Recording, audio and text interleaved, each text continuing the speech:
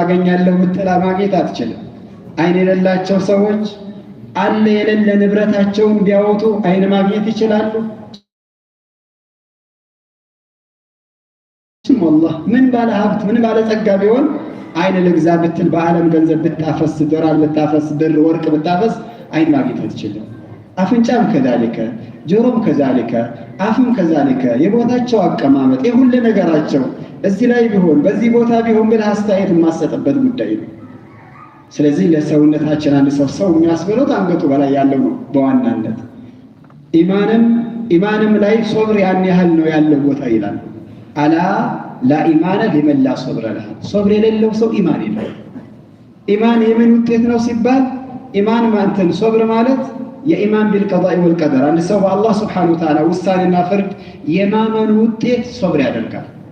የሆነ ነገር ኸይርም ሆነ ሸር ሲያጋጥመው ኸይር ሶብር ያደርጋል።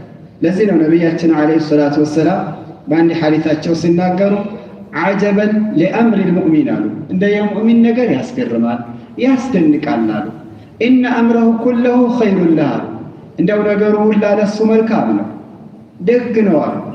ኢን አሳበትሁ ሰራው ሸከር ፈካነ ኸይረን ለህ፣ የሚያስደሳ ነገር ሲያጋጥመው ነግማሬ ነው የሚያገኘው አላህን ሲያመሰግን።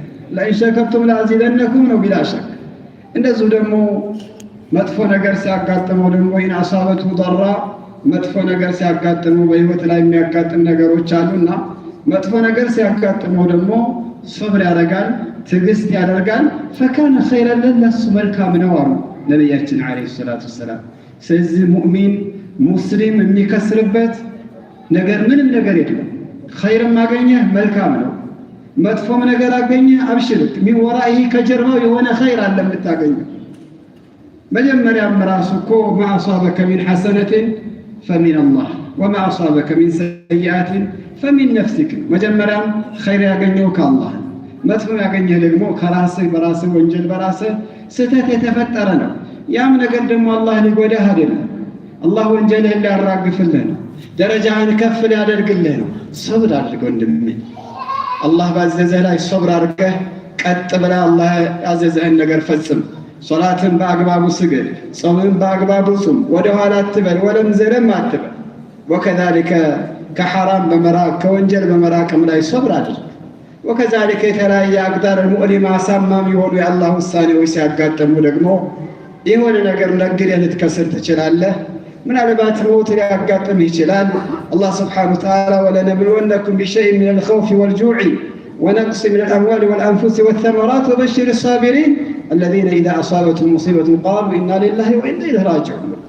የሆነ መከራ ሊያጋጥም ይችላል። ኸላስ እስቢር ወሕተሲብ ቁል ኢና ሊላሂ ወኢና ኢለይሂ ራጂዑን አላሁመ አጅርኒ ፊ ሙሲበቲ ወኽሉፍኒ ኸይረን ሚንሁ ብለህ ሶብር አድርግ።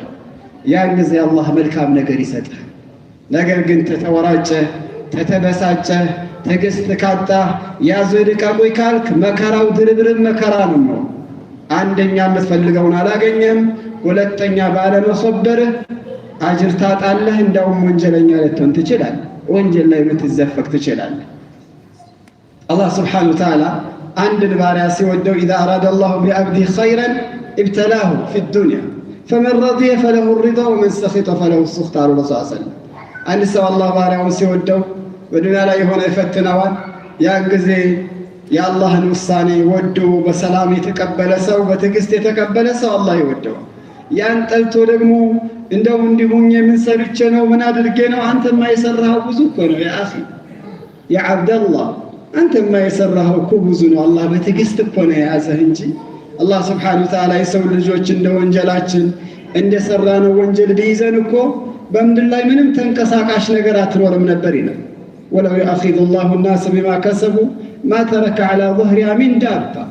የሰው ልጅ በሰራ ወንጀል በትንሿም በትልቋም አላህ ቢቆጣጠረን ቢይዘን ቢጠይቀንም እኮ በምድር ላይ አንድም ተንቀሳቃሽ አትኖርም ነበር። ስለዚህ ሶብር ትዕግስት ወሳኝ ነው። ረመዳን ደግሞ ትዕግስትን የምንለማመድበት ወር ነው። ትዕግስተኞች እንሆን ወንድሞቼ። የሆነች ነገር ሆነች ቡር መቆጣት መናደድ ያዙ ይልቀቁኝ ላ እስቢር ወሕተሲብ። በሶላት ላይ ጠንክር፣ በዒባዳ ላይ ጠንክር፣ ከመጥፎ ነገር ላይ በመታቀብ ላይ ጠንክር። ሶብር እንለማመድ፣ ሶብር እንያዝ ኢንሻአላህ። አላህ ስብሓነሁ ወተዓላ በሰማነው